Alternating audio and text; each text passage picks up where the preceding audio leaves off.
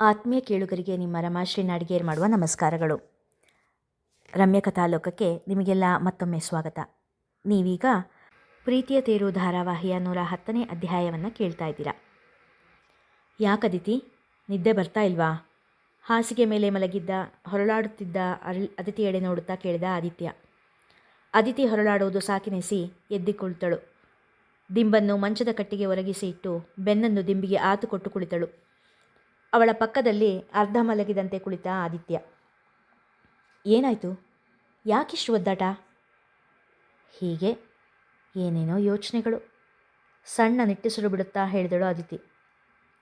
ನೇಹಾನ್ ಬಗ್ಗೆ ಯೋಚನೆನಾ? ಆದಿಯ ಪ್ರಶ್ನೆಗೆ ಅಡ್ಡಡ್ಡ ತಲೆ ಅಲ್ಲಾಡಿಸಿದಳು ಅದಿತಿ. ಮತ್ತೆ ಆದ್ಯ ಬಗ್ಗೆ ಯೋಚನೆನಾ ಎಂದು ಕೇಳಿದಾಗಲೂ ಅವಳ ಉತ್ತರ ನಕಾರವೇ. ಮತ್ತೆ ಇನ್ನೇನು ಯೋಚನೆ? ಈ ಪುಟ್ಟ ತಲೆಯಲ್ಲಿ ಇನ್ನೂ ಏನೇನು ಯೋಚನೆಗಳು ನಡೀತಾ ಇದೆಯಪ್ಪ ಎನ್ನುತ್ತಾ ಆದಿತ್ಯ ತಲೆ ಹಿಡಿದು ಗುಂಡಾಡಿಸಿದ ಆದಿತ್ಯ. ಔಚ್ ಎನ್ನುತ್ತಾ ಅವನ ಕೈಯನ್ನು ತನ್ನ ಎರಡೂ ಅಂಗೈ ಮಧ್ಯ ಭದ್ರವಾಗಿ ಹಿಡಿದು ಕುಳಿತಳು ಅದಿತಿ. ಈ ಪ್ರೀತಿ ಅನ್ನೋದು ಎಂಥ ಮಾಯೆ ಅಲ್ವಾ? ನೇಹಾ ಎಷ್ಟು ಮುಗ್ಧ ಹುಡುಗಿ. ನಾನು ನೋಡಿರೋ ಹಾಗೆ ಎಲ್ಲರ ಮುದ್ದಿನ ಕೂಸಾಗಿ ಬೆಳೆದವಳು ಅವಳು. ಒಬ್ಬಳೇ ಹೊರಗೆಲ್ಲ ಓಡಾಡಿದ ಸಹ ನಾನು ಕಂಡಿಲ್ಲ. ಯಾವಾಗಲೂ ಸುಹಾಸನೋ ನಿಹಾಲನೋ ಜೊತೆಗೇ ಇರ್ತಿದ್ರು. ಅಂಥ ಹುಡುಗಿ ಒಬ್ಬಳೇ ಸಿಟಿಗೆಲ್ಲ ಹೋಗಿದ್ದಾಳೆ ಅಂದರೆ ಆಶ್ಚರ್ಯ ಆಗುತ್ತೆ. ಅದಿತಿ ಹೇಳಿದಾಗ, ನಿಜ, ಅವಳು ಯಾವತ್ತೂ ಒಬ್ಬಳೇ ಹೊರಗೆಲ್ಲ ಓಡಾಡ್ದೋಳೇ ಅಲ್ಲ. ಯಾವಾಗಲೂ ಯಾರಾದರೂ ಒಬ್ಬರು ಅವಳ ಜೊತೆಗೆ ಇರಲೇಬೇಕಿತ್ತು. ಸುರಭಿ, ಅನು, ನಿಹಾಲ್ ಅಥವಾ ಸುಹಾಸ ಯಾರೂ ಸಿಗದೇ ಇದ್ದರೆ ಕೊನೆಗೆ ತನ್ನ ಅಮ್ಮನ್ನೇ ಎಳ್ಕೊಂಡು ಹೋಗ್ತಿದ್ಲೇ ಹೊರತು ಒಬ್ಬಳೇ ಎಲ್ಲೂ ಹೋದೋಳಲ್ಲ.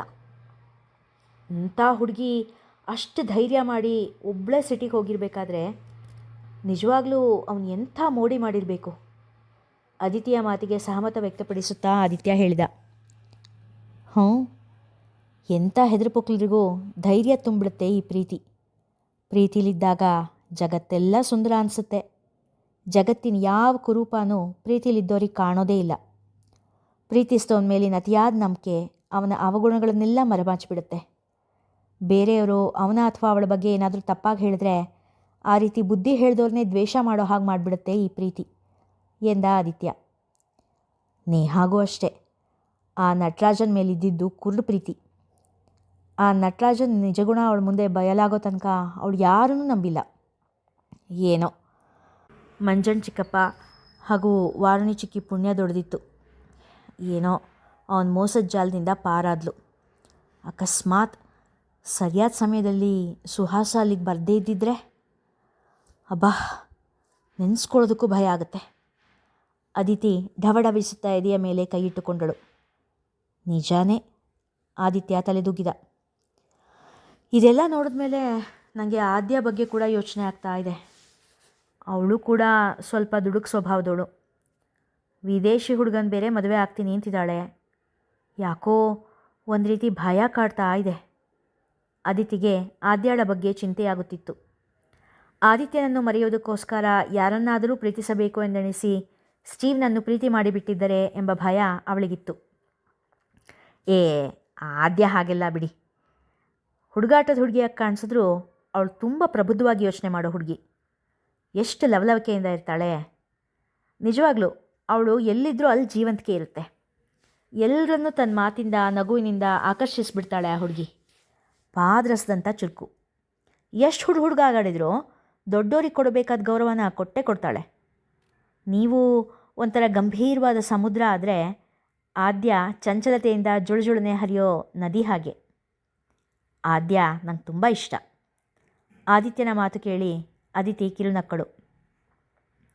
ಆದ್ಯ ನಿಮ್ಮನ್ನು ಪ್ರೀತಿಸಿದ್ರೆ? ಥಟ್ಟೆಂದು ಕೇಳಿದಳು ಅದಿತಿ. ಛೇ, ಏನು ಮಾತು ಅಂತ ಆಡ್ತೀರ ಅದಿತಿ? ಆದಿತ್ಯ ಮುಖ ಸಿಂಡರಿಸಿದ. ಅಲ್ಲ, ಸುಮ್ಮನೆ ಮಾತಿಗೆ ಕೇಳ್ತಾ ಇದ್ದೀನಿ. ಅಕಸ್ಮಾತ್ ಆದ್ಯ ನಿಮ್ಮನ್ನು ಪ್ರೀತಿಸಿದ್ರೆ ನೀವು ಅವಳನ್ನ ಮದುವೆ ಆಗ್ತಿದ್ರಾ? ಮತ್ತೆ ಕೇಳಿದಳು ಅದಿತಿ. ಛೇ, ಅದನ್ನು ಊಹಿಸ್ಕೊಳ್ಳೋದಕ್ಕೂ ನಂಗೆ ಸಾಧ್ಯ ಇಲ್ಲ ಅದಿತಿ. ನಿಮ್ಮನ್ನು ಬಿಟ್ಟು ಈ ಹೃದಯದಲ್ಲಿ ಇನ್ಯಾರಿಗೂ ಸ್ಥಾನ ಇಲ್ಲ. ಈ ಹೃದಯ ಮಿಡಿದಿದ್ದು ನಿಮ್ಮನ್ನು ನೋಡಿದಾಗ ಮಾತ್ರ. ಹೃದಯದ ಸಂಬಂಧಗಳೇ ಬೇರೆ. ಆದ್ಯ ನನಗಿಷ್ಟ ಅಂದ ಮಾತ್ರಕ್ಕೆ ಅದು ಪ್ರೀತಿ ಅಂತ ಅರ್ಥ ಅಲ್ಲ.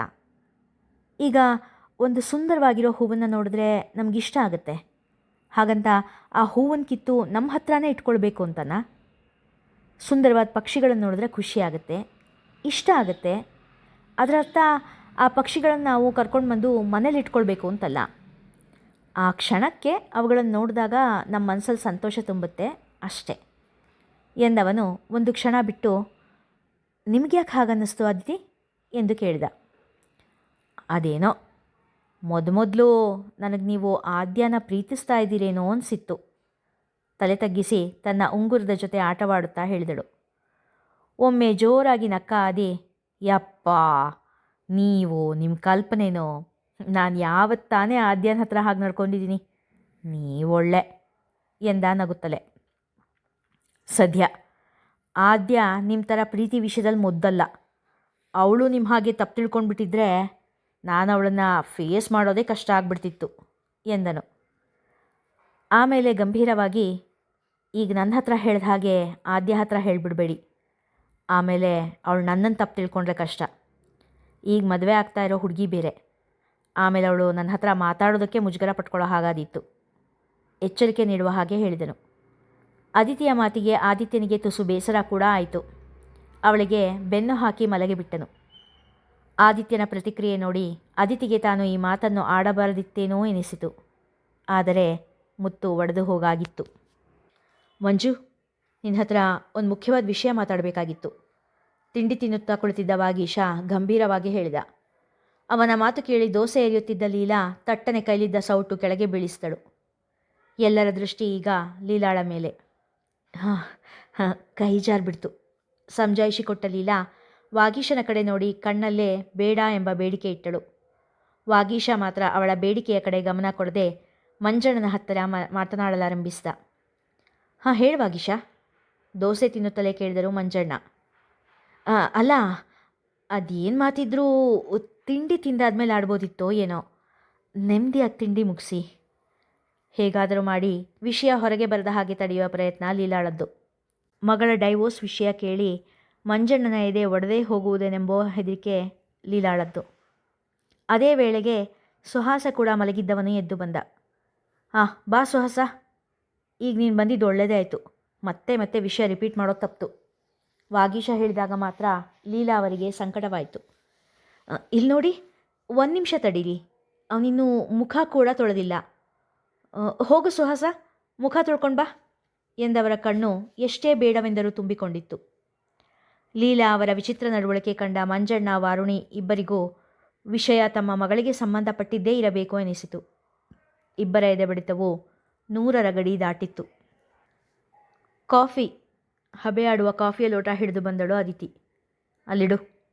ಮಂಚದ ಪಕ್ಕದಲ್ಲಿ ಇದ್ದ ಸೈಡ್ ಟೇಬಲ್ ಕಡೆ ಕೈ ತೋರಿಸಿ ಗಂಭೀರವಾಗಿ ನುಡಿದ ಆದಿ.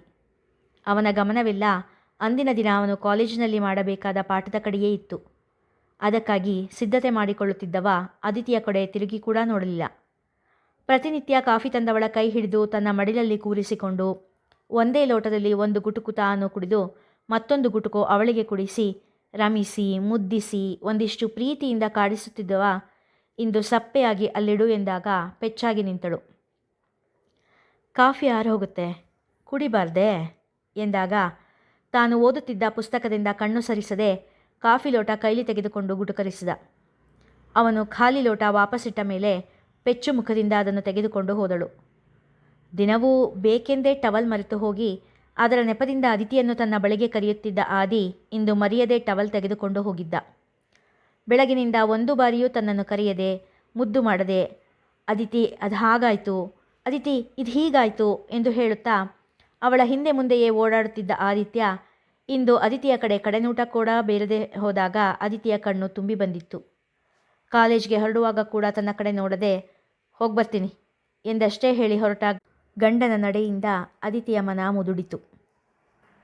ಲೀಲಾ, ಸ್ವಲ್ಪ ಸುಮ್ಮನೆ ಇರು, ಮೊದಲೇ ಟೈಮ್ ಕಡಿಮೆ ಇದೆ ಅಂತ ನಾನು ಒದ್ದಾಡ್ತಾ ಇದ್ದೀನಿ. ವಾಗೀಶ ಗದರಿದ. ಮಂಜು, ವಾರಿಜ ನಿನ್ನೆ ರಾತ್ರಿ ಮೆಸೇಜ್ ಮಾಡಿದ್ದಾಳೆ. ಇನ್ನೊಂದು ವಾರದಲ್ಲಿ ಅವಳು ಚಿಕ್ಕ ಮಗಳ ಮದುವೆ ಆಗಬೇಕಂತೆ. ಅದೇ ಆ ವಿದೇಶಿ ಹುಡುಗನ ಜೊತೆ ನಮ್ಮ ಸಂಪ್ರದಾಯದ ಪ್ರಕಾರನೇ ಮದುವೆ ಆಗಬೇಕು ಅಂತಿದ್ದಾಳೆ. ಇನ್ನು ಸ್ವಲ್ಪ ಹೊತ್ತು ಬಿಟ್ಟು ಫೋನ್ ಮಾಡ್ತಾಳಂತೆ.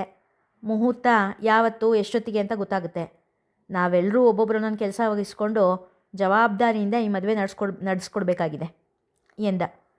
ಅವನ ಮಾತು ಕೇಳಿ 3 ಜೀವಗಳು ನೆಮ್ಮದಿಯ ನಿಟ್ಟುಸಿರು ಬಿಟ್ಟರೆ ಇನ್ನೊಂದು ಜೀವ ವಿಲವಿಲನೆ ಒದ್ದಾಡಿತು. ಮನದ ನೋವು ತಡೆಯಲು ಆಗದೆ ಸುಹಾಸ ಅಲ್ಲಿಂದ ಎದ್ದು ಹೊರಟ. ಸುಹಾಸ, ನಾನು ಹೇಳಿದ್ದು ಕೇಳಿಸ್ತಲ್ವಾ? ವಾಗೀಶ ಗದರಿದಂತೆ ಹೇಳಿದಾಗ, ಗೊತ್ತಾಯ್ತಪ್ಪ, ನನ್ನ ಪಾಲಿನ ಕೆಲಸ ಏನು ಅಂತ ಹೇಳಿ ಮಾಡಿ ಮುಗಿಸ್ತೀನಿ ಎಂದು ಹೇಳಿ ಚಪ್ಪಲಿ ಮೆಟ್ಟಿ ಹೊರಗೆ ಹೊರಟ. ನೋಡು ಮಂಜ, ಎಷ್ಟು ಪೊಗರು, ಮಾತುಗೊಂದು ಮಾತು ಕೊಟ್ಟು ತಿರುಗಿಸ್ಕೊಂಡು ಹೋಗ್ತಾನೆ ರೇಗಿದ ವಾಗೀಶ. ಮಂಜಣ್ಣನಿಗೆ ಸುಹಾಸನ ಮಂದೊಳಗೆ ನಡೆಯುತ್ತಿದ್ದ ಆಂದೋಲನದ ಅರಿವಿತ್ತು. ರೇಗಬೇಡ ವಾಗೀಶ, ಅವನ ಮನಸ್ಸು ಸರಿಯಿಲ್ಲ, ಸ್ವಲ್ಪ ಸಮಯ ಕೊಡು ಎಂದ ಮಂಜಣ್ಣನ ಮನದಲ್ಲಿ ಅಪರಾಧಿ ಭಾವ. ಆಗಷ್ಟೇ ಎದ್ದು ಬಂದ ನೇಹಾಳ ಕಡೆ ನೋಡಿ ನಿಟ್ಟಿಸಿರೊಂದು ಹೊರಬಿದ್ದಿತು. ಇಲ್ಲಿಗೆ ಇಂದಿನ ಸಂಚಿಕೆ ಮುಗಿಯಿತು. ಮುಂದಿನ ಕಥೆ ಮುಂದಿನ ಸಂಚಿಕೆಯಲ್ಲಿ. ಕಥೆ ಇಷ್ಟವಾಗಿದ್ದರೆ ಹೆಚ್ಚು ಹೆಚ್ಚು ಜನರಿಗೆ ಶೇರ್ ಮಾಡಿ, ಕಥೆಯನ್ನು ಲೈಕ್ ಮಾಡಿ, ಕಾಮೆಂಟ್ ಸೆಕ್ಷನ್ನಲ್ಲಿ ನಿಮ್ಮ ಅಭಿಪ್ರಾಯ ತಿಳಿಸಿ ಪ್ರೋತ್ಸಾಹಿಸಿ. ಧನ್ಯವಾದಗಳು.